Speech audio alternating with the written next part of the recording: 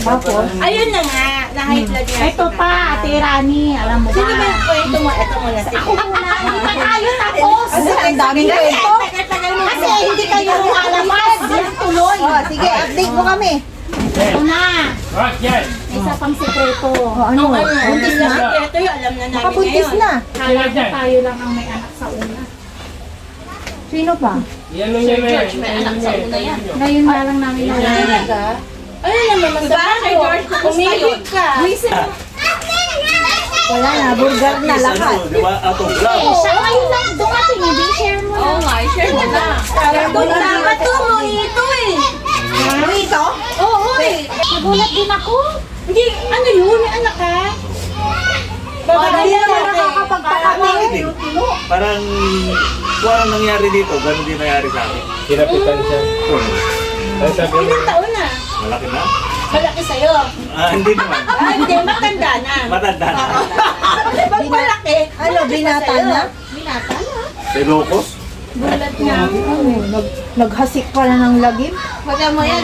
At sabi nila, bakit ko hindi sinabi? Ba't ko pagsasabi? Di ba wala namang nagtatanong? Saka hindi naman nakakahiya yung kung ginawa mo yun nang wala ka ibang karelasyon. Tama. Hindi yun. Na-share ko to kasi nga nung nagkwento to. Nabalagay ka rin. Oo, parehas sa parehas. Pero, nagbibigay ka ng sustento. Kaya nga ako na barangay dahil sa sustento.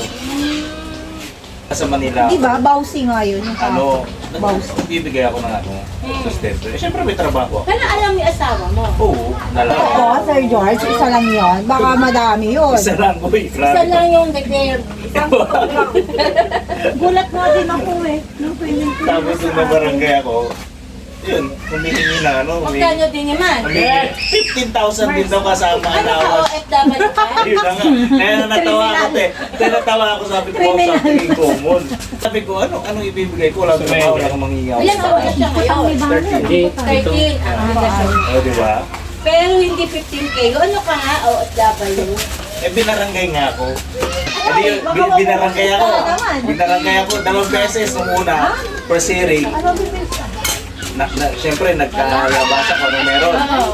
Eh di, sabi ko, paano ako bibigay ko walang trabaho? Totoo. O, di ba? O, sabi ko, ipakulong nyo na lang ako. O, di ba, mas lalo kayo walang matipapala. O, di yun. O, tapos sabi na ng kapitan sa akin, balik kayo sa next week para desisyonan na natin kung ano yung pag-uusapan. Tapos yung final decision nung barangay captain, decision niya, sabi niya gano'n, pag nagkatrabaho daw ako, tsaka ako mag-sustento. E di yun yung unang hearing. Tapos sa pangalawang hearing, Talo niyo yung mga nag-decision asawa na niya. talaga. Sabi nung barangay, Talo niyo yung mga simula asawa ngayon, ito na ang pinaka-final decision. Sabi ng barangay, it's a prank.